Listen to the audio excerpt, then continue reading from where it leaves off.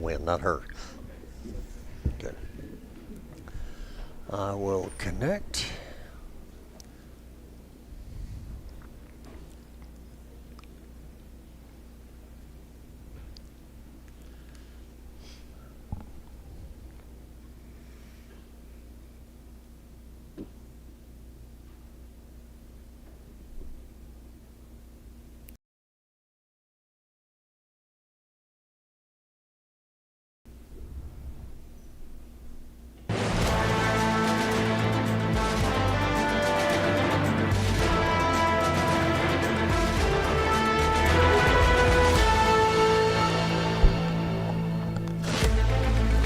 This is KWRD 1470, 98.5. Broadcast live on our radio here this evening, as well as the KWRD Facebook page and our KWRD YouTube site. Coming to you from the Henderson Civic Center, it is the Henderson Chamber of Commerce Legislative Committee, Greater Henderson Area Chamber of Commerce Legislative Committee Candidate Forum. Of course, elections coming up on Tuesday, November 7th. Early voting runs October 23rd through November 3rd at the early voting location, the Rusk County Elections Office at 204 North Main in Henderson. But it is our election forum here this evening. And right now, we're going to turn things over to our moderator, Courtney Smith. Well, good evening. Welcome to the Candidate Forum hosted by the Henderson Area Chamber of Commerce and KWRD Radio. I would like to thank the Civic Center, the City of Henderson, for allowing us to utilize this wonderful facility. We'll kick off tonight's events with Henderson ISD School Board member Russell Brown leading us with an invocation, followed by our Rusk County Judge Joel Hale to lead us in the pledges. So I'll welcome them at this time.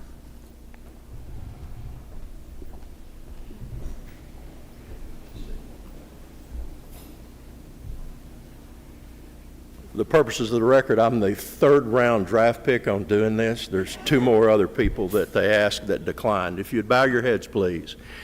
Heavenly Father, we're very appreciative that we have the opportunity to gather together here as citizens tonight and participate in one of those fundamental things that makes us all Americans. Heavenly Father, we would ask that this gathering be conducted in good spirit, harmony.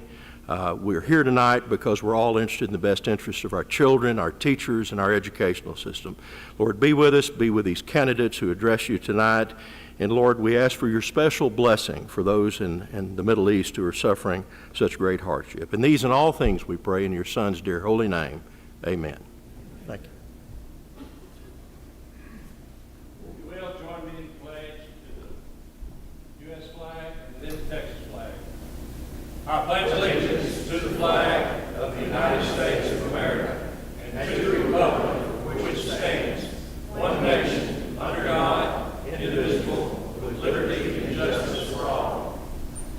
Honor the Texas flag. I pledge allegiance to thee, Texas, one state, under God, one and indivisible.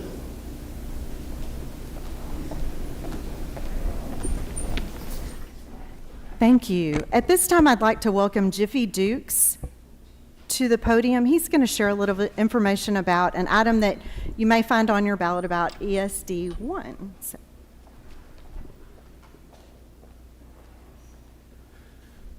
Good afternoon. I'm James Dukes, or Jiffy Dukes. Most people know me as Jiffy. It just depends. Anyhow, I am the Rusk County Emergency Service District Number 1, Precinct 4 Commissioner. And I'd like to thank the Chamber for allowing me to come here and talk to you briefly and explain a few things to you. Do y'all know who Rusk County Emergency District Number 1 is and what they do? Most people do not, because we work behind the scenes and you don't see us a lot. The Rusk County Emergency Service District Number 1 is a government entity that was established about 24 years ago by the citizens of Rusk County. We collect an ad valorem tax to fund all the volunteer fire departments within the county. So the reason it's important to get the information out to y'all of who we are and what we do, y'all will notice on the ballot that there is a Proposition A on the ballot.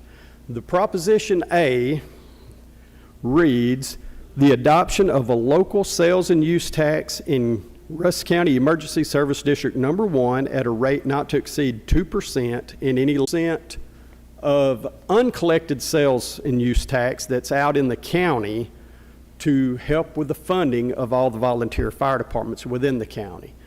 So we're just trying to get the information out of who we are and what we do so that as citizens and voters, you can make an educated decision when you go to the ballots and you see that proposition.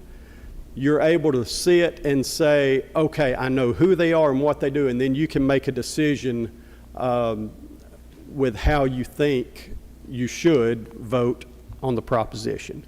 So I thank you for your time. Y'all have a great time. Thank you again, Chamber, and good luck all candidates.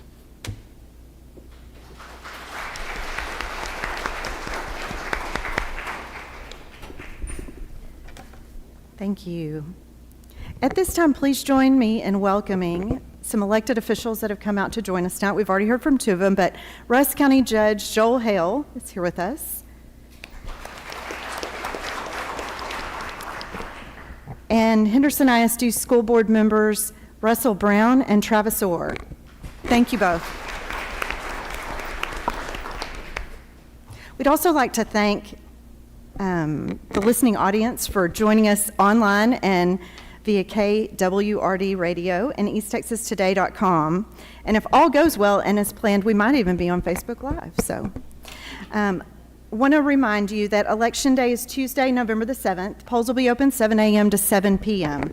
Early voting begins Monday, October the 23rd, and ends Friday, November the 3rd. 2 early voting locations in Rusk County: at the Elections Office that is across the street from your Henderson Area Chamber of Commerce, and the Stewart voting box. Now, if you can go online or call the Elections Office, the hours may be a little different depending on location, but make sure you go. There are plenty of opportunities to vote early or vote on Election Day. On your ballot, you'll see several different races. Elections for, of course, our Henderson ISD, 2 at-large positions for our school board. The City of Overton's mayor is up for election, as well as a couple of city council members there. And as we just heard from Mr. Dukes, Rusk County Emergency Service District 1 proposition. In addition to those local races, you'll also find 14 propositions to our Texas Constitution. We have a couple of sample ballots at the back of the room. You're welcome to pick those up and study the different propositions and study the ballots so that you're prepared when you cast your vote. Just because I love history and Texas politics, I feel necessary to remind you that the Texas Constitution is the longest in the nation and is still growing, depending on our outcome in a couple of weeks. But it has been amended 517 times since it was originally adopted in 1876. So, fun fact. So moving into the forum portion of our evening, I'll let the audience know that this event is being held similarly to the Chamber's previous candidate forums. Candidates will have 3 minutes each for an opening statement. Each candidate is allotted 2 minutes for each question, and then after all candidates have answered that question, each candidate will have 1 minute for an additional response. Once all candidates have answered all questions, we will allow them 3 minutes for a closing statement. Tonight, our candidates drew numbers for order of speaking. A representative of the Chamber, our wonderful former City Councilman Michael Searcy, is serving as our timekeeper, so we're grateful for him. Candidates, I need to let you know, when you have 3 minutes, when you're down to 2, he'll hold up 2, then 1, and if you see the big hand, then you're out of time. So please pay attention to him and be cognizant of our time and the other candidates' times. There will not be any questions from the audience tonight, but do please stick around. If you have individual questions for individual candidates, I'm certain that they'll be happy to visit with you and answer any of those. And before we get started, we've thanked a lot of people, but being in a race is hard, and I really don't even know how hard it is because I've never done it. takes a lot to put your name on the ballot. So I'd like for us to take a special moment to thank these candidates, thank their families for the sacrifice of them and their time and for what they're doing for our community. Thank you so much.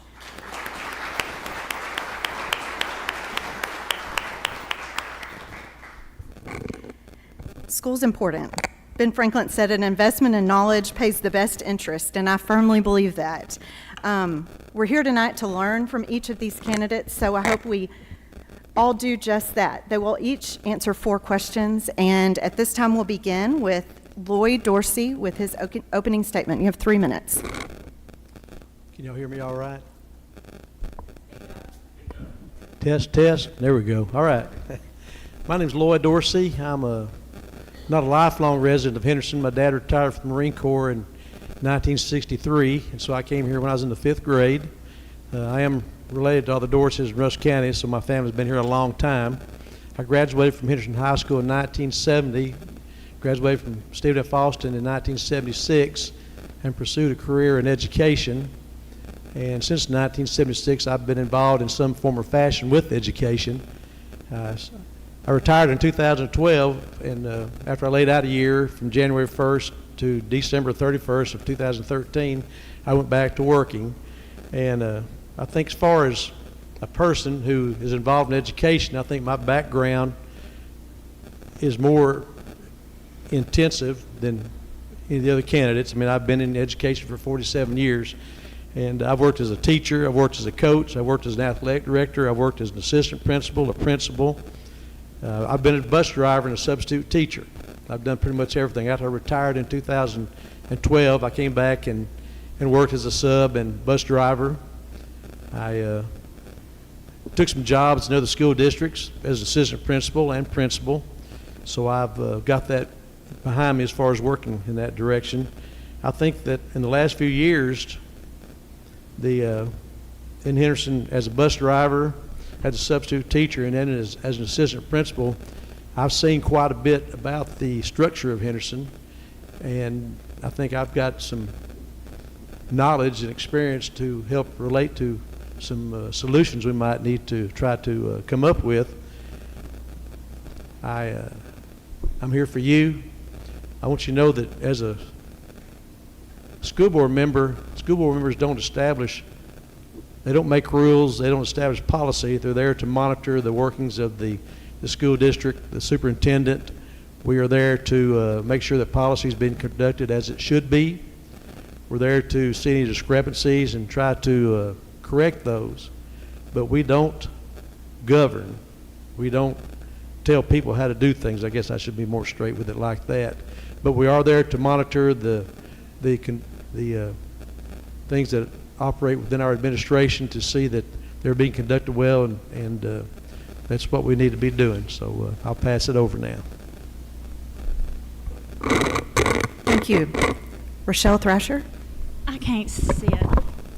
Sorry. Hi, y'all. My name is Rochelle Thrasher, and I am a 1993 graduate of Henderson High School.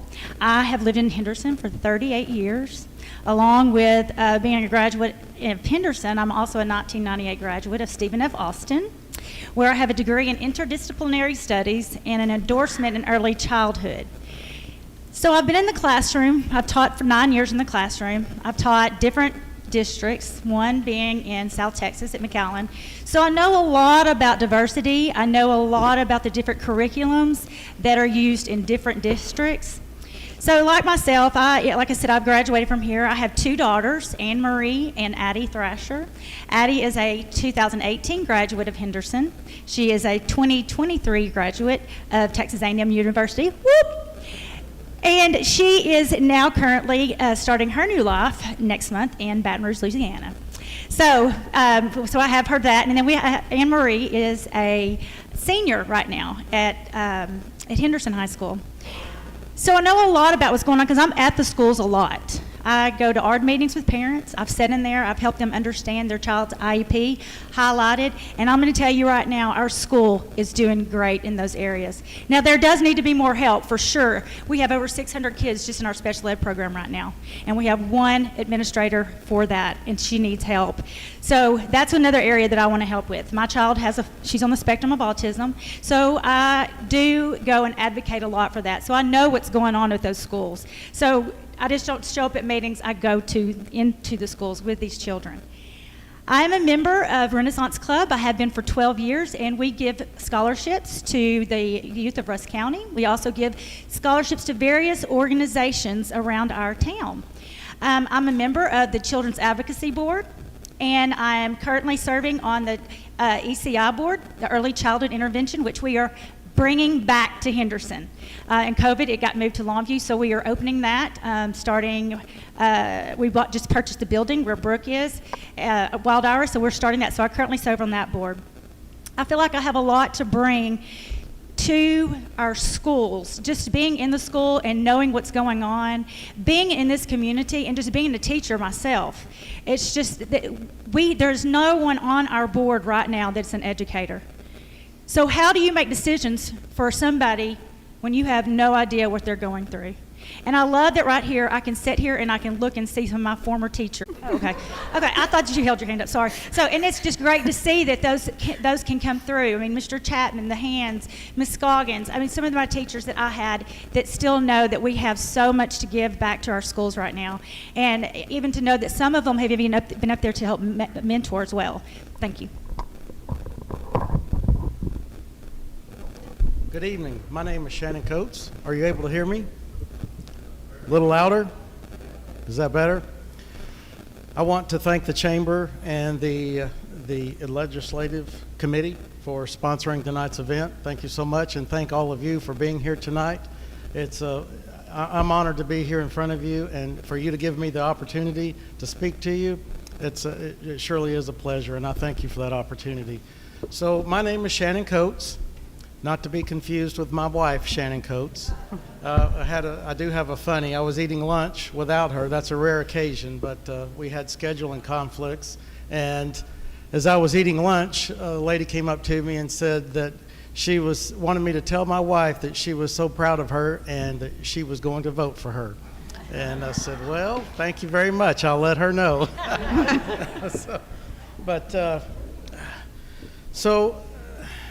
As a candidate, I wish to be a representative for you, of the citizens of this community, and to relay important information to you, to be your representative. And there are several key issues that I want to bring forth and possibly have the opportunity to talk about tonight. One is a remediation of just bring about the poor scores that we've received in the previous year. How are we going to get beyond that, and how are we going to recover from that? Another being budgetary issues. I also wish to speak about accountability and discipline in the classroom, as well as across the entire district, whether it be with administration, campus administration, or district administration. And also teacher retention and pay is also included in that across the board. So hopefully I have time to tell you how I am the best candidate to address these issues. I have 1 minute. So I am a graduate of Stephen F. Austin State University. I do have my teacher certification.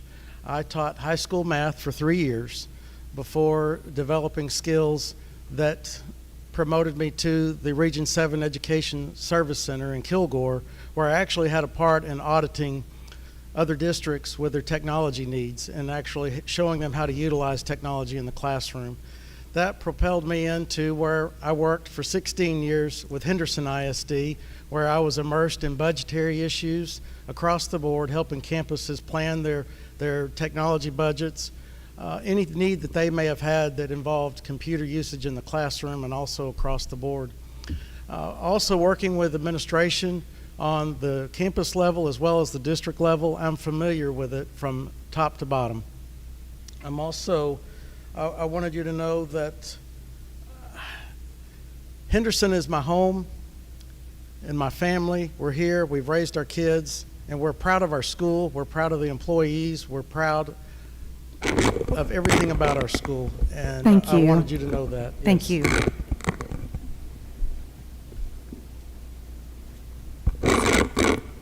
Thanks, Ms. Delia Smith.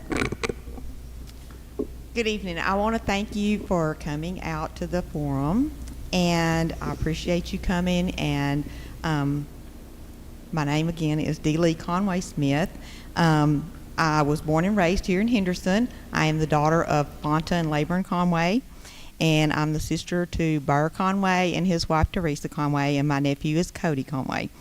And I'm also a Henderson ISD graduate. In fact, my whole family is a Henderson ISD graduate with the exception of my mother. I hold a Master of Science degree from Texas A&M University at Commerce, and I have 29 years experience in education. I have 22 years in higher education with Texas A&M Extension and 7 years in secondary education. Part of that was at Henderson ISD, and then now I'm at New Summerfield ISD. I currently hold certifications in English, ESL, and counseling, and I'm currently teaching computer science and graphic design. I too want to get into some of the issues tonight of election transparency. I want to get into the issues of some of the spending and fiscal responsibility, and then there's others. But the first thing that I want to talk about is I want to say that I've heard with my own ears that we have a campus administrator here at Henderson ISD who is going out and telling taxpayers and employees who they should vote for. Although there's one candidate who has declared that they are no longer running or that they wish to seek election, I feel like that this crosses a line of ethical concern, and I believe that they're trying to manipulate the election. This is the second time that they have tried to do this, the first time being when they moved the superintendent evaluation up. And so casting your vote for a candidate that is no longer wants to hold a seat on the school board will not only be a waste of your vote, but it will open the possibility for the board trustees to seat someone in that seat. In other words, they would be deciding who gets to sit on the board, not the voters. Thank you. Okay, for our first question, Ms. Thrasher, it'll be your turn to go first. And I'll remind the candidates also, please stay real close to the mic because we're broadcasting on the radio and live, as well as members of the audience are having a hard time hearing in the back. So please speak loudly and into the mic. So Ms. Thrasher, how do you see your role as a Henderson Independent School District board member, and what are your top 3 goals as a school board member? Okay, so I'm going to go back to what Loy said earlier when he's there. The role of a school board member is it is what it is. You are there to set the tax rate. You are there to hire and evaluate the superintendent. You're there to make policy. You are there to communicate with the community, which is very vital, especially with everything that's going on right now, and to just be open and transparent.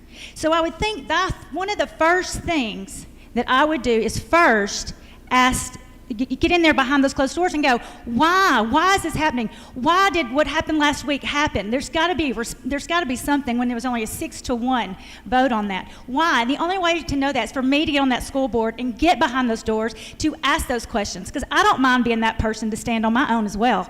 I speak for myself. Another thing too is that I want to get in there is our scores. Are we communicating with the campuses? Are we talking to these teachers and finding out what is going on? Is this curriculum working? What's working? What's not working? Where is the communication between that and our schools? If we're going to adopt a new curriculum, I feel we should probably take about a year to even look at that curriculum before we go and spend $252,000. And then the third part of it is to be effective. To get in there like I've already been doing and being at those schools and helping those parents out, helping them understand what they can get for their kid. Every child in our district deserves the same opportunity. Accommodations or not, they deserve to learn. They deserve what they have by law coming to them. And so many parents do not even realize what they can get. I had a parent this past week said, Rochelle, I went to the ARD. I said that you helped me realize what was in my IEP and the things that I could get. And I was like, it made my heart feel so good. Because 2 weeks or a month ago, I sat in the classroom, in an ARD meeting with them and got to see the parent talk to the administrator and the counselors. And if any of you ever been to an ARD meeting, you know in the ARD meeting you have the principal, you have a counselor. So there's a whole group of people that are in there. And that's hard for that parent to come in and not really know. And she did a fabulous job. The teachers did a fabulous job. At Wiley Elementary, they were on top of it in that meeting. And I so appreciated that myself of having a child on the spectrum. And them just like, nope, yep, we got you. We're going to do this. And that's what it takes, is us communicating with those schools. We have got to bridge that gap. Because if something's not working, we got to put our money where it's going to work. Because good curriculum is the basis of all of this. And yes, that teacher retention, all of those things like that, we have got to figure out a way to make sure that comes into effect. But the gap, bridging that gap with the curriculum in the schools is probably the most effective. Thank you. Mr. Coates, how do you see your role as a Henderson Independent School District board member, and what are your top 3 goals as a school board member? I believe that our priority should absolutely be the improvement of our testing scores. I have a statistic that I think you will find interesting. So we have 157 Class 4A schools that have one high school and play football. 157 schools. Henderson, if I were to ask you, I wish I could ask by a show of hands, where do you believe they ranked in this last go-around? We ranked 155 out of 157 schools. There were only 5 districts that were unranked. 5 districts out of 157, and we happen to be one of those. We're 3rd from the bottom of the list. That's horrible. So that is a priority 1. What do you do about this? The state average score was 85, and we scored a 65. There were 18 districts that had the same score as they did prior to the year before the pandemic. 18 schools had the same score after the pandemic. 78 schools out of that 157 increased their scores, and 61 had a lower score. So what does this tell me? It tells me, 1, that we missed the mark. There was no reason for us to have scored so poorly. And that being the case, I did dive into a campus, or actually campuses, to find out exactly what is going on. And one of the things that's happening is that the teachers have a concern because the kids are actually performing in reading and writing 2 grade levels below their current grade level. So when you have this issue, and you're presenting a curriculum that is targeted at the grade that they're currently sitting in, there's no learning going on, or there's a deficiency in place. And you can see what kind of complications this may cause. So 1 is that we have to realign and figure out how to get back to teaching these kids how to read and write. And that's it. The Amplify is a curriculum software that's used in the classrooms. There's been some debate, there's been some concern over how this Amplify software, or the curriculum rather, is being used in the classroom.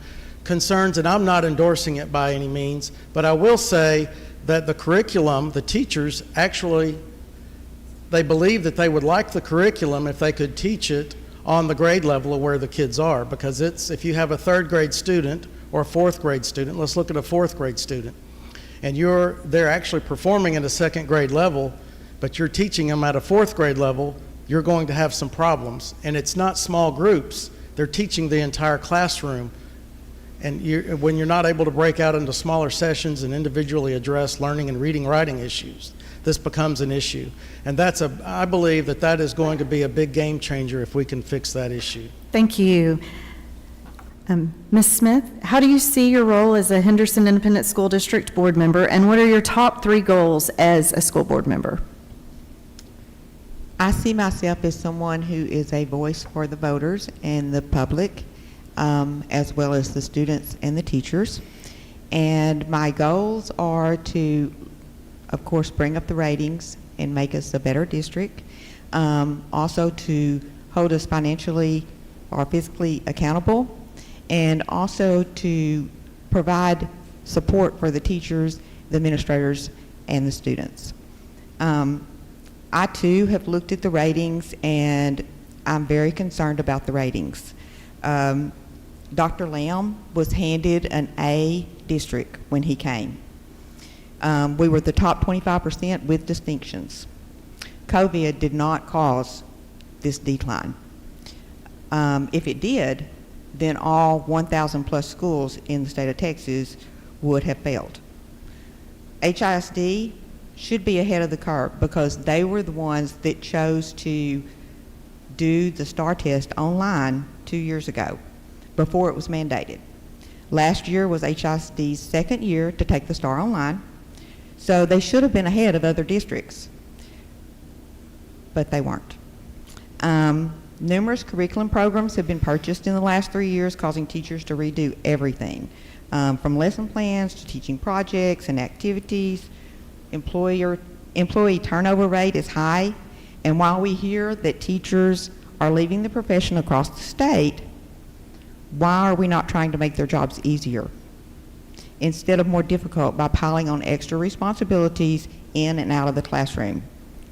Again, I do not believe that COVID is the reason for the decline in our ratings. Thank you. Mr. Dorsey, how do you see your role as a Henderson Independent School District board member, and what are your top 3 goals as a school board member? My role as a school board member is to represent the people that voted me in.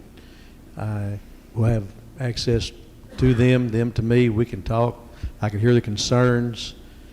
That's part of the job, but I represent them and their wishes, their responses to what's going on.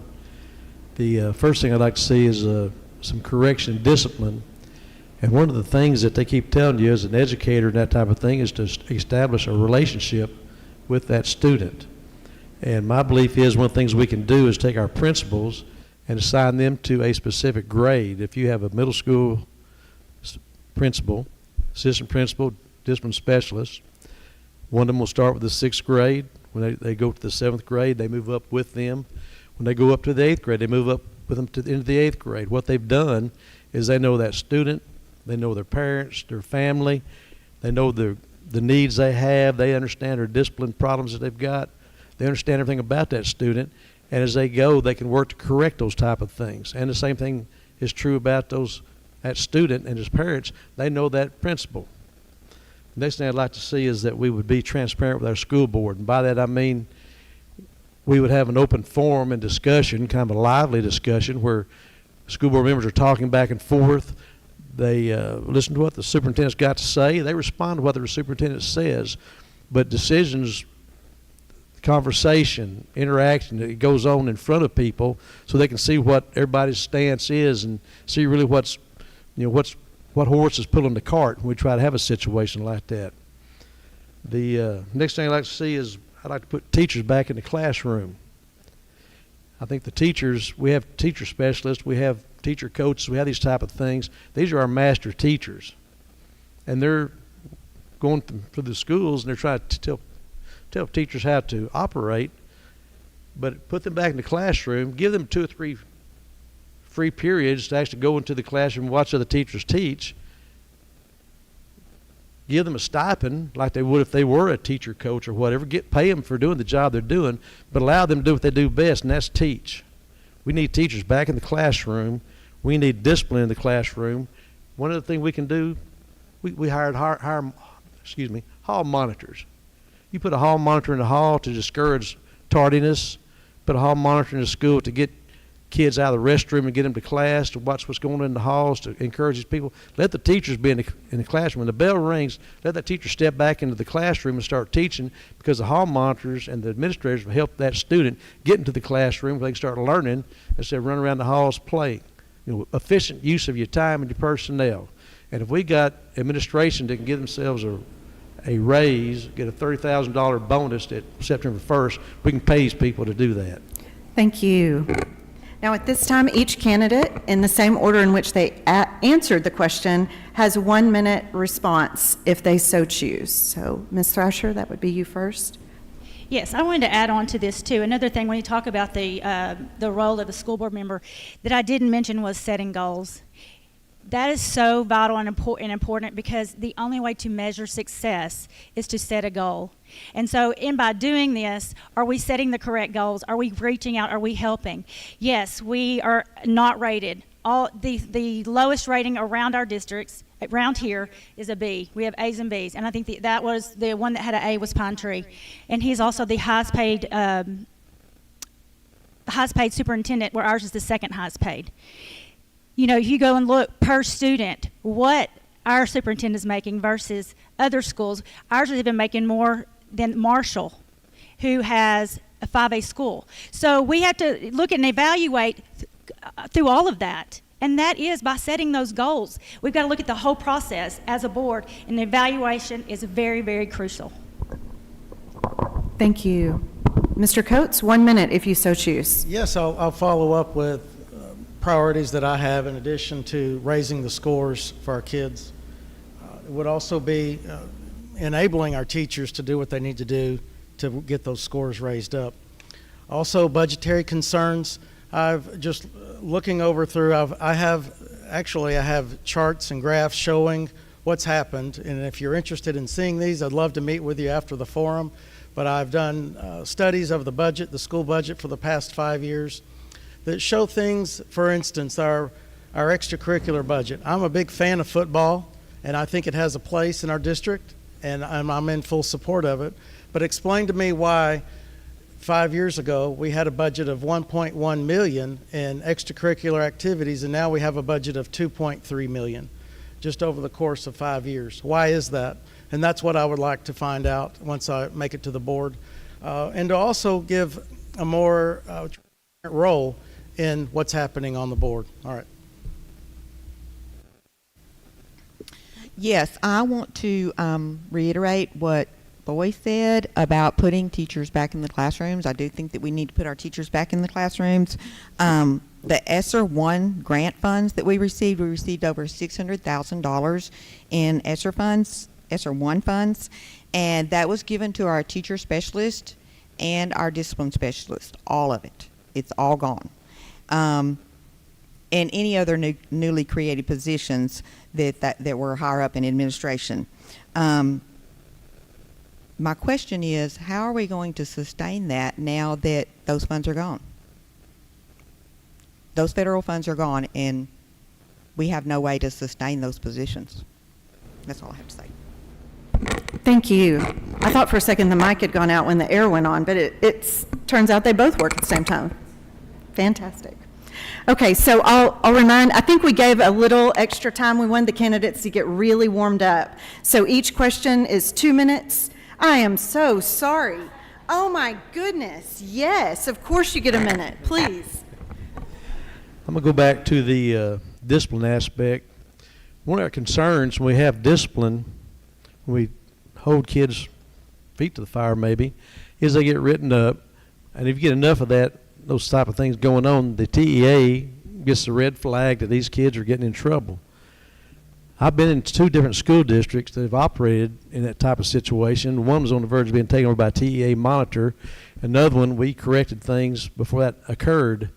And I was new to both school districts when this happened. It wasn't like this happened while I was there. But the thing was, if we will hold our kids accountable for their actions, our red flags may come up. TEA may say, we got too many kids getting in trouble. What you'll see the next year is fewer kids are getting in trouble. You see our scores going up, and you see our school being operated more efficiently. So we'll take care of our business now. Take the hit now. Don't be afraid. TEA will help you if you allow them to do that. So let them do that. Thank you. Okay.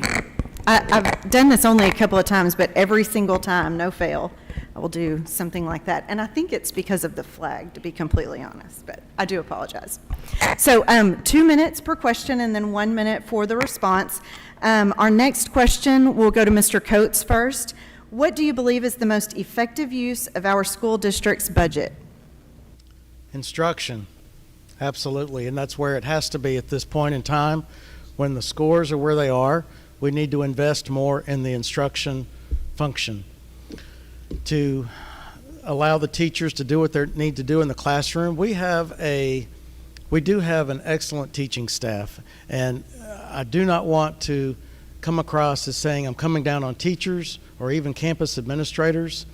They have their place, and I think they're doing a great job. And many of these people that we have that are employed here, they're in this community. They're a part of this community. They're sons and daughters of many of the people in here. They're our grandkids, and they're growing up in our community, and this is their place to go to work. It's the school district. What a better way? There's not a better way to retain teachers than to employ the people in the community that bring about the education to our kids. And that's what I'm all about, and that's what I'm all about retaining. We need to find a way to retain our teachers and to give them the tools that they need to accomplish what they need to do in the classroom. The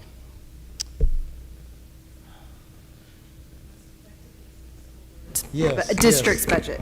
Yes, of the district's budget. And I think instruction is by far the highest priority, yes. Thank you. Ms. Smith, what do you believe is the most effective use of our school district's budget? I too agree that it should be the teachers and instruction. And after looking over the checkbooks and the check register from 2016 until current, well, up until June of 2023, I have some great concerns because the spending is out of control. And when I say that, hotel and resort expenses, just in 2021, $9,000. In 2022, $120,000. In 2023, $113,000, and that only goes through June. They're staying in some lavish hotels, and I'm not saying that all these expenses are not justifiable. However, I am saying that the school board needs to look at everything and ask questions, because I'm not getting any answers on where they're going, what they're doing. I just think that we should be fiscally responsible and transparent with that.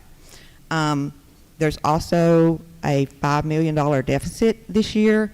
I know that some of that is because of the storm damage and the replacement of the gym floor and some other issues with the buildings.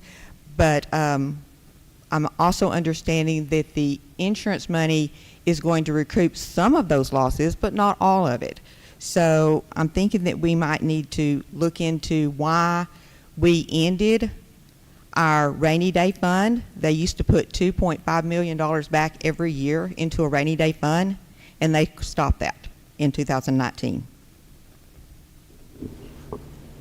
Thank you. Mr. Dorsey, what do you believe is the most effective use of our school district's budget? I think the most effective use of our budget is providing money for education, whatever it might be, plus providing salaries for teachers. And we're going to spend more money on teachers. We're traditionally, in the last couple of years, used teachers who aren't necessarily certified. They're working on their certification. We even have administrators who have not been certified. And sometimes teachers leave. We have a hard time finding a qualified teacher.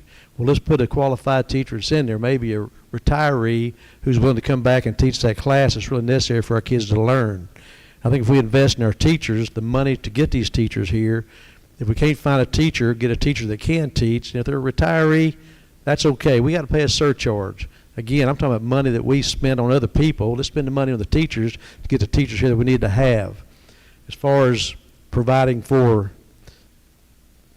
things the kids need, we have cut the budget of our vocational, the CATE classes. CATE classes provide money for our, it's called PEAMS. CATE classes, their vocational classes, provide money for those, for the school district to operate those operations. Had a vocational teacher about 3-4 weeks ago tell me that his budget's been cut in half. if we're cutting that budget, we're taking money away from the school district because those kids are taking that class. Actually, you push that button and that money comes into the school district for that class. So we've got to provide for the vocational classes and the other technology classes that will bring money into our school district. Plus, we've got to take care of those teachers who are now having fundraisers trying to raise enough money to operate their program. Thank you. So at this time, we have a 1 minute each. I'm sorry, you get to go again. Oh, y'all help. It's been a long day. Sorry, Ms. Thrasher. So what do you believe is the most effective use of our school district's budget? Well, just like everyone up here has already said, of course, classroom and teachers. Do you realize we so-called gave our teachers a 4% raise? They didn't get the full 4%. Some did, some didn't. It was all based off the medium pay. So how do you say that how do you justify giving our superintendent a raise here, but yet we can't even give our teachers a full raise? We're trying to hold retention here. We have awesome teachers, so let's pay them what they deserve to be paid so that they'll stay. They need help in the classroom. I would invest so much money in the classrooms just with curriculum. And that's another thing that I keep going back to because we keep changing curriculum. You have to get with something and stick with it. If every time that you're turning around and you're changing curriculum, that means you're having to turn around and learn something new all over again. It's time to get with something and stick with it. There's a lot of that going on. I mean, mentor teachers coming back in. Why some of these retired teachers that we have, I know that we have some that are willing to mentor some of the teachers that we have in the schools right now, because do you realize some of the teachers that we have right now didn't even do student teaching? So which goes back to discipline and not understanding. That's where I learned how to do classroom management with Paula Sweeney when I was student taught. That's where you learn those basis of that. And when you have classroom management, the discipline gets better, the grades get better. You know, another thing would be great, I wish we could have an on-staff LPC to help these kids. There's so many mental things going on right now, just somebody for them to talk to. When they can have someone to talk to, they get that off their chest, they feel safe, and they perform well. They perform a lot better. And to know they had that security there. Would it not be awesome if they had somebody like that? Because our counselors are stretched. They're making schedules, they're attending our meetings, they're doing everything. So just to have a designated person on that campus that those kids know that they could come and talk to, that would even improve our test scores right there alone. So, thank you. Thank you. Mr. Coates, 1 minute for a response if you so choose. So, you know how they say history repeats itself. In 1997, Henderson ISD had 3 assistant superintendents. We had an assistant superintendent of personnel. You may remember Rusty Marshall.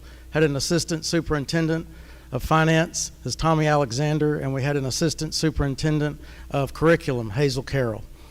Wonderful people, but we had a staffing audit done at the administration level, and they quickly realized that they were heavy with those salaries. Well, none of them lost their jobs just through attrition and retirement. They chose not to replace and put assistant superintendents back in their places. They accomplished the same thing through directors, which are lower paying jobs. So that's definitely one thing that needs to happen for our school district at this time. The administration, they've conducted a staffing audit at the campus level, but we've not had one at the administration level, and that desperately needs to happen because, again, we have 3 assistant superintendents. Thank you. Ms. Smith, 1 minute if you choose. I don't have anything. Pass, okay. Mr. Dorsey, 1 minute. I'm going to go back to our using our budget to get certified people, and I think that's a prerequisite that we got people that are able to certified to do their job. And we have people that are getting certified. We have people on alternative programs doing a good job. But I know as an athletic director, I've had to fire coaches because they didn't pass their exit test, the old exit test. We've got to hold people accountable. We've got to get people in here that are prepared to work. And if they're not prepared to work, we've got to give them the means to learn how to work, to learn how to teach, to learn how to discipline their class. Classroom management programs are very, very important to making sure that you can have the education going in your classroom like you need to. So I think if we spend the money where it's needed, not where it's cute to have or maybe at the admin building, but actually spend on the teachers and educating these teachers like they need to, I think we'll be much more effective with our finances. Thank you. Ms. Thrasher, minute for a response. Yes, one more thing I wanted to add to that is if you think about it, like when we had Reading 180, why can't we bring back some of those programs again? Those taught phonics. From 0 to 3rd grade, you learn to read. From 3rd grade on, you read to learn. Think about that. So if our kids are so far behind, in some of them, in reading, why can't we bring back the programs that worked? I taught them, you know, and just going back to the phonics, just going back to some of the old school stuff. You know, those are things that we could spend the extra money on to bring that back. It wasn't hard. So just investing all those back into the classroom, back with the kids, back to our teachers. It starts with the teachers. They're the ones that are in the trenches. They know what's going on. So that's where we need to be spending our time and spending our money. Thank you. Okay, Ms. Smith, you're first on this next question. What is your plan for improving educational outcomes for students who attend Henderson ISD?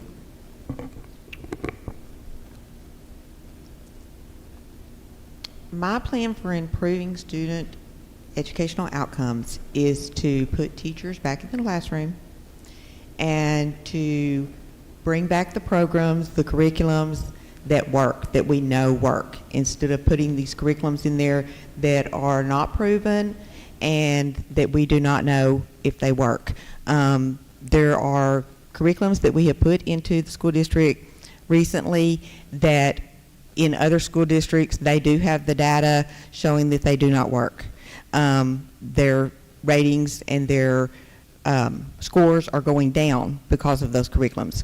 So I would say that I would increase curriculum, but bring back the curriculums that we know work. Thank you. Mr. Dorsey, what is your plan for improving educational outcomes for students who attend Henderson ISD?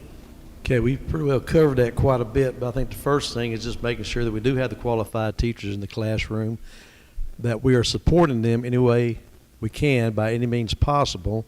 That includes, like I was mentioning, the discipline, the hall monitors in the class, in the hallways, the principals in the class. I've heard something about teachers maybe feeling kind of awkward when a principal comes into the classroom. But that's the principal's job, is to go in and watch the teacher teach. And sometimes it's a 5-minute walk through, a snapshot. Sometimes it's an appraisal.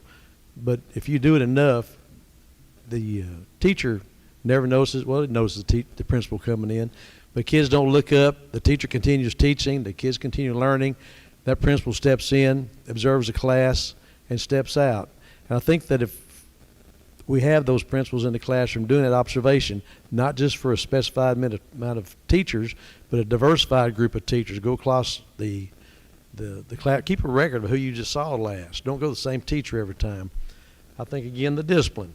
If we got hall monitors if we have hall monitors in the hallways, taking care of the restrooms, the hallways, if a teacher has a discipline problem, that hall monitor can be right there.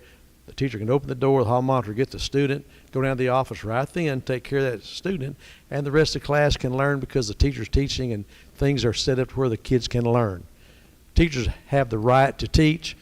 Students have the right to learn. And if there's interruption in there, I've been in classrooms and watched teachers teach, and bless their hearts, they keep plugging away, trying to teach with a student that continues to disrupt. Because it's hard to get someone down there sometimes. Have that hall monitor in the classroom to do what the teacher needs. Let them be at the disposal of the teacher. That's pretty much it as far as just financially taking care of the teachers with the money that they need to get the job done. Thank you.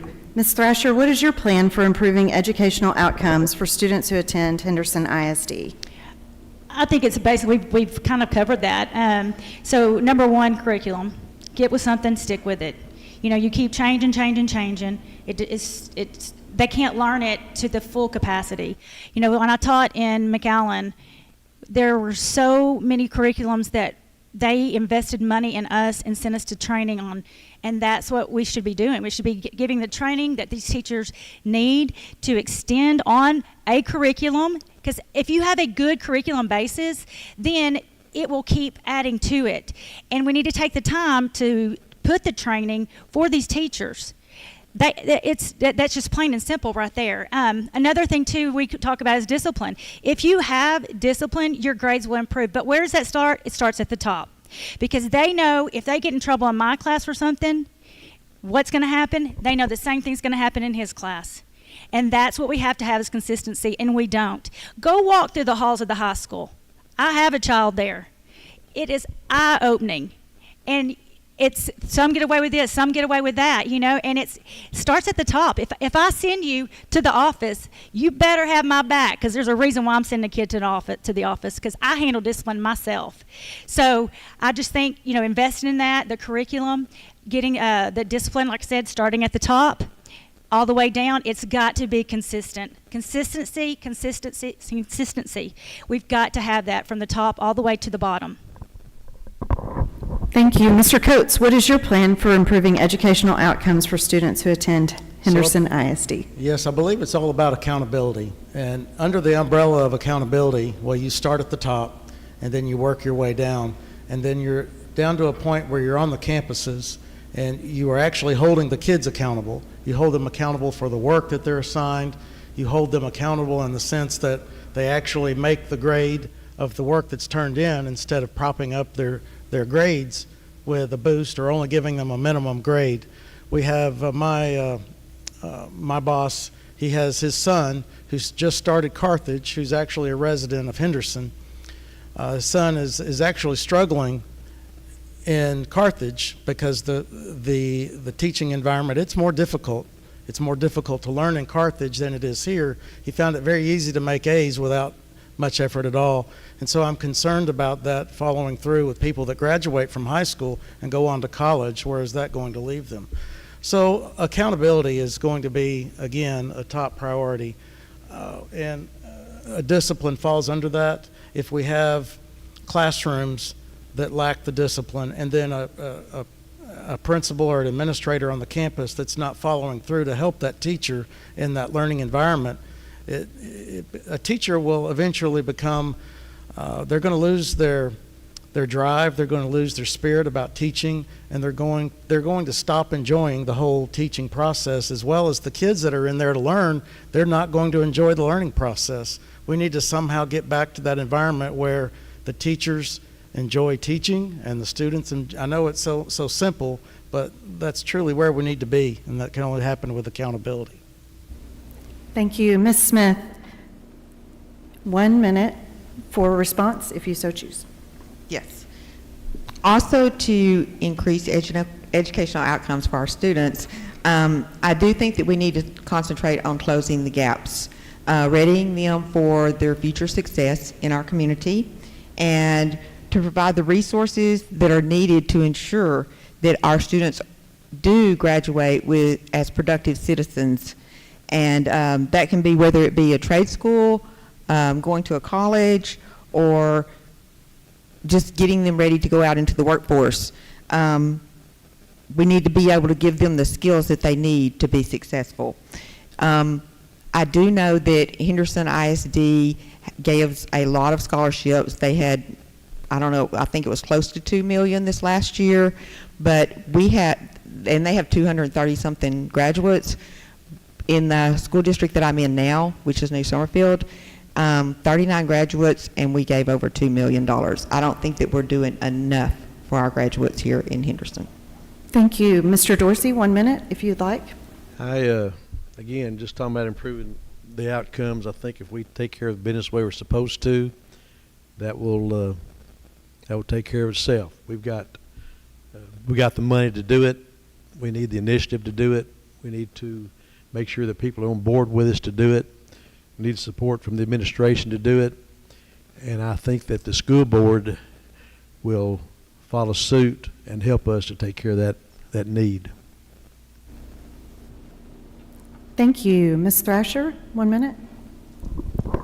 I want to expand a little bit on what Dee Lee said too. I think one thing that we need to look at too is like when I went to meet the teacher at the high school, it was fun. And when I walked down into the hallways, all the teachers out in the hallway greeting parents. And one of the areas that I got to walk down to is where our vocational program is. So y'all realize we have welding classes that these kids are learning from. So when they leave, they're going to leave with a trade. And I think a lot of people don't look at that part of it because not everyone's meant for college, and that's fine. But we are at least putting them into the workforce with some type of trade. So I think it's great that we are investing more in that, and we have very good teachers who are expanding on that. And I know that, like, my daughter right now is in a career prep class, and she's learning so much about the outside and different schools and things like that. So I think it's very, very knowledgeable for y'all to sometimes, look into those programs that they are teaching and realize what more can we invest in those programs. Thank you. Mr. Coates, 1 minute. To address this issue, prior to Dr. Lamb coming into the district, we had what was called benchmark testing. Our teachers knew everything they needed to know about the students and the level at which they were performing, but I think it was a little over the top. We were taking a full week out of a 6-week reporting period to test the kids to find out where they were and where they were in their learning curve. So Dr. Lamb came in, he ended that whole program. So now we no longer know exactly where the kids are. He did bring in what's called the MAP test. The MAP test is a test that's administered 3 times during the year, the beginning of the year, the middle of the year, and at the end of the year. Well, if you're using the results of the MAP test to dictate what you do in your classroom, you're a little behind time. You're not going to be able to adjust based on those gatherings. So there needs to be somewhere in between. And that's what I'm curious about and looking into, is to find out how can we have more up-to-date, not so much over-the-top benchmark testing, but something that would allow us to know what's going on with each student. Thank you. Thank you. Okay. It's our last question of the night, and we'll begin with Mr. Dorsey. Henderson ISD's mission statement reads, "To educate and prepare students to become lifelong learners who value excellence and integrity." How, as a board member, would you help the district accomplish that mission? I think your everyday workings of the school district, if you're going to make them lifelong learners, they must learn how to learn. Go to the classroom. Know the teacher's going to give you the lesson that you're going to take what that teacher teaches you and teach you how to learn. That means learning how to read, learning how to add and subtract, learning how to discern the past from the future and what's going on right now. We need to let students learn how to think in the classroom. You just don't go out and throw information to the student and then let them throw it right back at you, regurgitate it back to you. You've got to take that classroom, you've got to make those kids think. You've got to have them stand up in the classroom and talk and listen to other people and learn how to have a conversation with each other, so when they are graduates, when they do move on to the next place, that they are in a position where they can listen to the ideas of other people, that they can learn from other people. The best teachers in the classroom are actually the peer students teaching each other. If you get down to it, the teacher can get in there and teach the lesson, and sometimes that teacher speaks in a different language than the students do. But those students working together can actually help each other more than the teacher can in certain situations. But the big thing is now to go on to be a lifelong citizen of America, to be able to think, see what we've done in the past, learn from what we've done and didn't work, and take that situation and figure out a way based on your conversations in the classroom with other students and teachers, and be able to think and project that into the future and have the integrity to take care of things like you should. Thank you. Ms. Thrasher, the Henderson ISD mission statement reads, "To educate and prepare students to become lifelong learners who value excellence and integrity." How, as a board member, would you help the district accomplish that mission? First of all, being a lifelong learner is very important mentally and self-esteem. It is always important to constantly be learning. There's always something new that needs to be learned. So putting these children out there also too is how us as teachers adapt to teaching methods to some of these kids. I know when I taught 3rd grade, I mean, we would rap. We'd do raps. I mean, the kids would just, I mean, they had so much fun. And I can tell you some of those kids still to this day remember some of the raps that we would come up with in the classroom. And it might be right off the hip, you know, and just to see how they could pick up a concept because you're getting on their level. There's so many different areas in a classroom of learners. So, you know, and taking those and turning that around. Another thing too, like I actually saw something today on TikTok, and it was a kindergarten teacher teaching the alphabet and the sounds, and it was the best video, and those kids are having a great time. So I think adjusting to the needs of our kids and how they learn, on what level they learn, is one thing that we have to instill in them, is to always want to be learning, because that's what, like I keep going back to self-esteem. When you know more, it makes you feel better. And so just to encourage them and be there for their support and let them know that we are there for them and that it is okay to ask questions. And if you do stumble, that we are here to help you. Mr. Coates, the Henderson ISD mission statement reads, to educate and prepare students to become lifelong learners who value excellence and integrity. How, as a board member, would you help the district accomplish that mission? What comes to mind is that when we're sitting in church and you listen to people that come in, and you know you have a successful church when visitors come and you accept them for where they are, for who they are, and the life that they're living. Not necessarily that you accept what they're doing, but that you accept them where they are, and you bring them in. And that's what we need to do with our kids. We can't teach to them, we can't teach a second grader on a fourth grade level and expect them to succeed in life. We definitely need, we're working with a huge deficit with our kids. They're all working with a deficit. They're going down, I hate to refer to it like this, but they're going down a deep spiral. And we need to reverse that and get them out of that spiral and bring them up, meet them where they are, give them the education that they need. If they need to perform at a fourth grade level, then we need to work with those kids to get them to that fourth grade level. And I don't know how we accomplish that, but I think we certainly involve the community. We involve even retired educators. We involve tutorials. This is a massive thing that we have to overcome. And I'm afraid that our administration, I think they've tried to snuff it out and not to try and hide it from the community. But we cannot allow these kids to graduate with a deficit. They have to be where they can succeed in life and become lifelong learners. Absolutely. Thank you. Ms. Smith, the mission statement of Henderson ISD reads, to educate and prepare students to become lifelong learners who value excellence and integrity. How, as a board member, would you help the district accomplish that mission?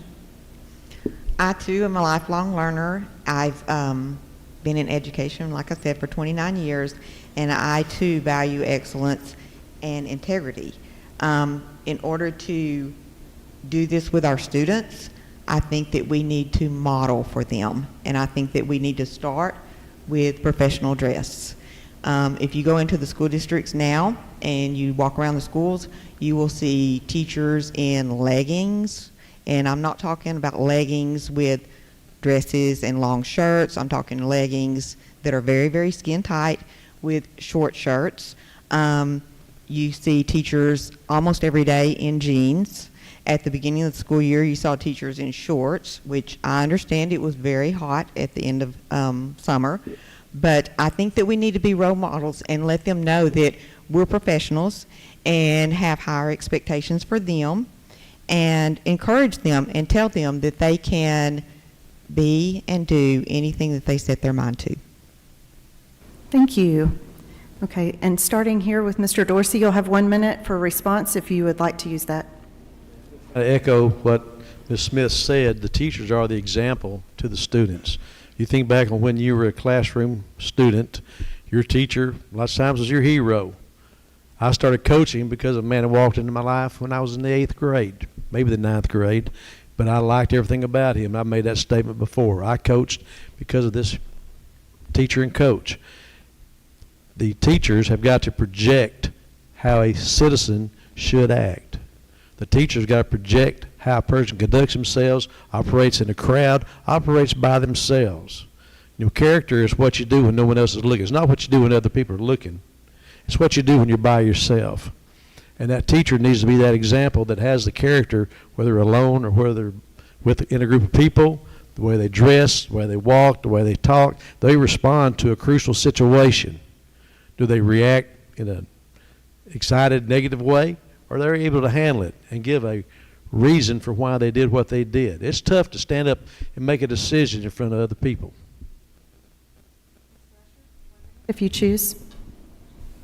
I'm kind of going back because I loved school. I loved HISD. Joel Hale was my principal, and I still haven't got to walk away from my car to the room because of my hair. I wanted, if it rained, I wanted to make sure. But me saying that, and I know just making jokes, I saw all my teachers in that hallway. They would stand at the door and greet. And you have to realize that child, you are the first face that they see. And they might have had a horrible morning, but when they walk in and they see you and you're, hey, how's your day? I mean, how's it going? It's just those little things like that can turn a child all the way around and make them want to learn and make them have an environment that is conducive to that they feel wanted, and they know that that, like I said before, that they're safe. I mean, I can remember seeing Miss Mosley in the hallway when my grandfather passed away, and her giving me a hug, and and Miss Raines when I accepted Christ as my Savior, and her to tell me how excited she was for me, and and I was like, just for them to acknowledge that. Thank you. Mr. Coates, 1 minute.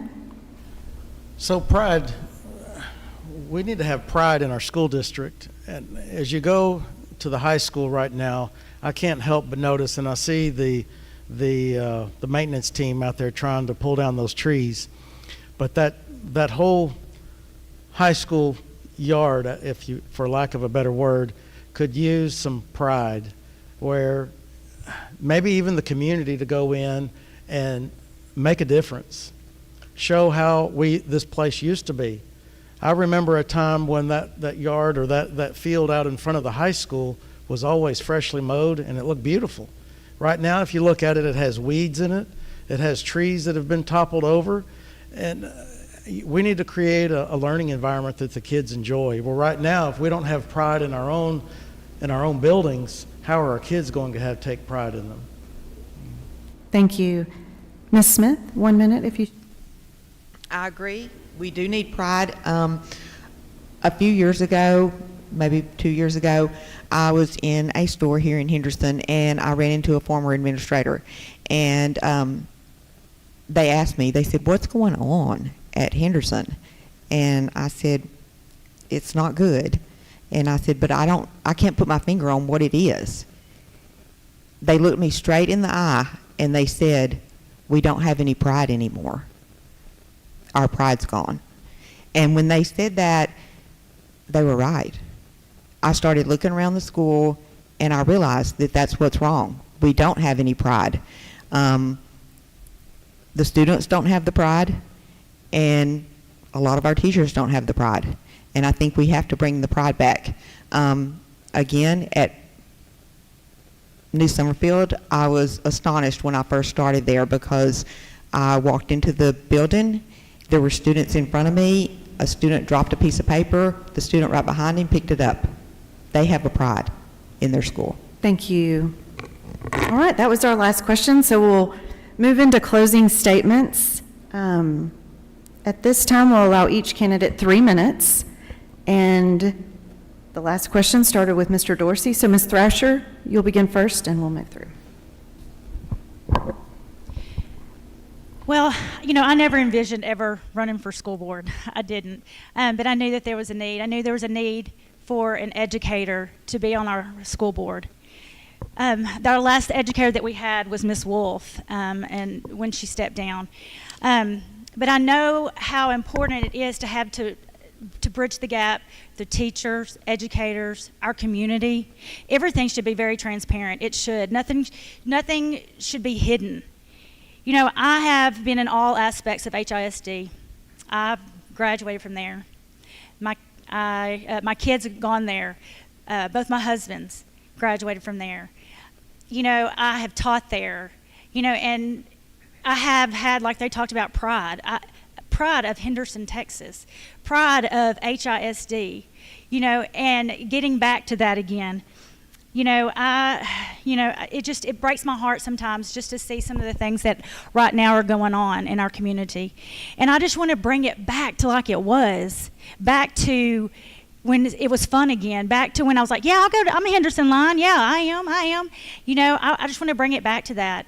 I have been teaching this, you entrusted me with your children. You've entrusted me with your grandchildren.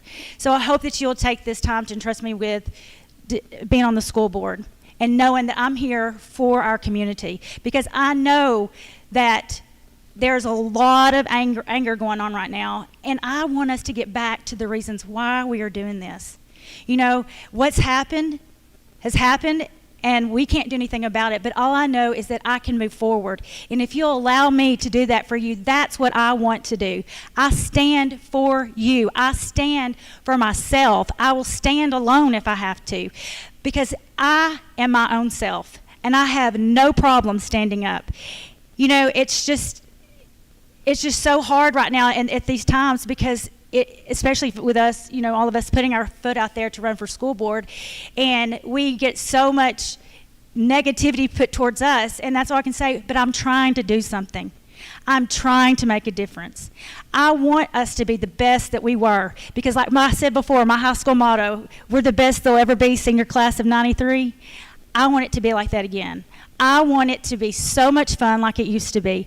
I want those halls to be fun, just like they were at Meet the Teacher the other night, or a few weeks ago at the high school. Bring some of that liveliness back. Love on these children. At the end of the day, that's it. That's it. They come to us for that. So I want to bring that back to Henderson, and I want to stand up for what's right and stand up for our community, because we have to get that back in place. Thank you. Thank you. Mr. Coates, 3 minutes for closing. So we've been told through this same, the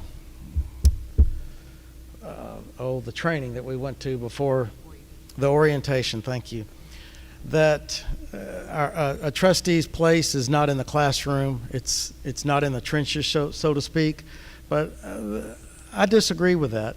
I believe as a trustee, not only do we need to be taking or have a part in the educational environment of all of our kids, we need to see it through to the end. We need to, I'm not saying I'm going to go out there into the classroom, but hey, I think that all of us, everyone in this community, if we do not stop this downward spiral with the bad scores that we have now, we have to recover from that. You can't remediate from now on. You can't just, we're in this endless cycle of bad test scores. The data is in the district. We have this past year's data.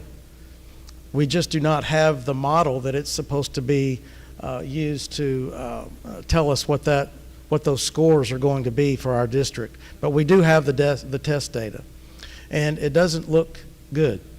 So how long do we continue on with this poor downward spiral? We have to stop it. We have to stop it, and we have to meet the kids where they are. We have to remediate, get them to where they need to be so that they can become lifelong learners.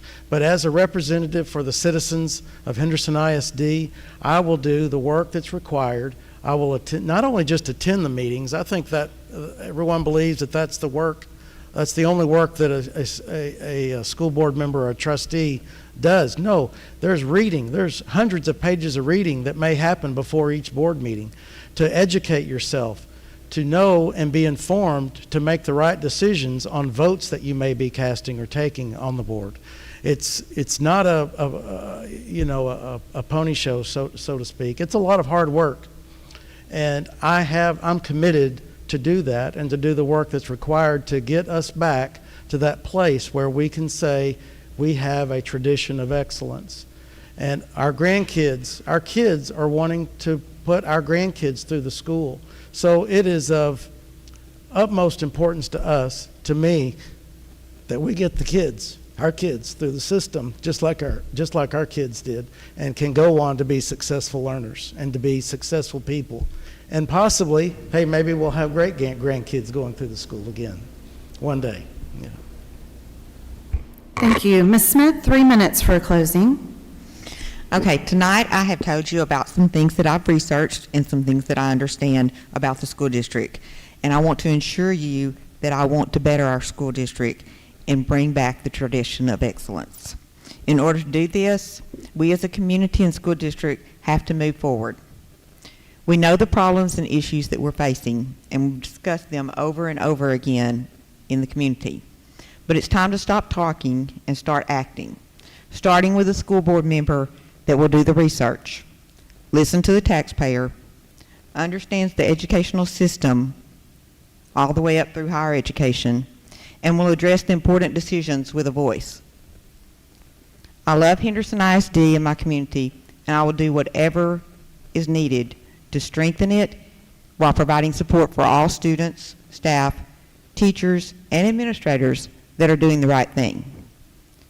Looking at succeeding school districts, I have talked with teachers and administrators and would love the opportunity to share the insights and effective strategies that they are using that are keeping them successful and not in the position that we're in. I do see that there are limitations and obstacles within our current system, but I feel that we can accomplish a united front and move forward with some changes that need to be made quickly. And with this said, I hope that you will consider placing your vote on the ballot for number 5. And together, we can move forward towards academic excellence while we improve and retain fiscal responsibility. Thank you. Mr. Dorsey, 3 minutes for a close. Thank you. We've all said a lot of things. We said a lot of these things in the first meeting that we had, and we repeated some things that we've said. So I came to Henderson in 1998. I was offered jobs at Henderson several years before then and chose not to do it. My wife wanted a one-school town for our children, and that's what we did. And I came here in 98, and I was coaching, and I remember playing Robert E. Lee the first ball game. And while I'm running up to the press box, I worked at the press box. I was coaching from there. They started playing the school song while we were running up to the press box. We're playing In Robert E. Lee. And I remember how I felt. I didn't think I would feel that way, but it was an emotional experience to be coming back to Henderson all of a sudden and getting to do that. And I have that same pride. I want that to come back to what it was when I first started working here again. I want that pride to be renewed in the school district, in this community, the people that work here. The Henderson ISD is probably the largest employer in this in this town. That's a lot of people that are working for the school district. Those are representatives to the town, and the town talks to those people. And so you guys, you've already heard all this stuff from the teachers more than likely. I'm not the most polished speaker in the world, but I think you guys that have worked with me know what kind of worker I am. And I will work, and I listen to people. I'm one of the best listeners you've ever been around. And I can get groups of people together to discuss situations that we happen to be in the middle of. That's what a school board member is going to do. He's going to project himself into this group of people, and they're going to make a decision about what needs to be made that represents the people, the students, and the taxpayers of this district. I've been a change agent in 2 or 3 schools. I wasn't a popular person when I was working there. I stood before a school board. I had to go into a closed session and tell a parent and the school board exactly what that student did, and I was recommending putting the best athlete, most popular kid in school, out of school and get his education, finish his school career in an alternative situation. That wasn't easy. But a school board member does not make easy decisions. And they're going to have to live those decisions when it's over with. And so you got to look at somebody who's got the ability to make those decisions, to live with it, and then be able to talk to people after it's over with, explain why you made that decision. And that's who I am. I'm for this school district. And it's not always going to be pretty. But I think that we need as a group to stand up and feel the same way about this situation and realize that it's going to take all of us to make this happen.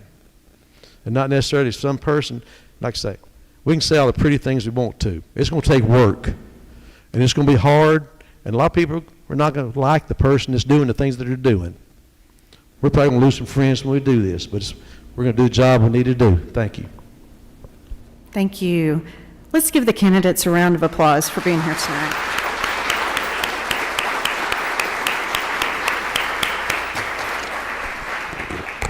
Again, early voting starts October the 23rd and runs through November the 3rd.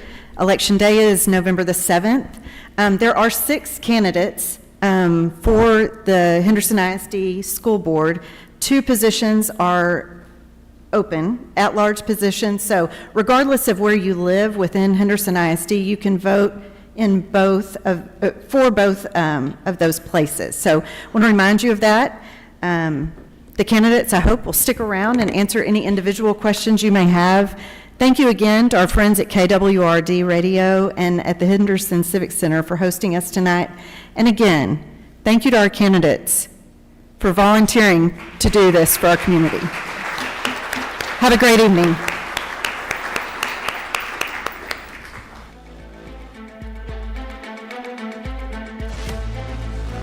And that is just about going to wrap it up for us here this evening at the Henderson Civic Center.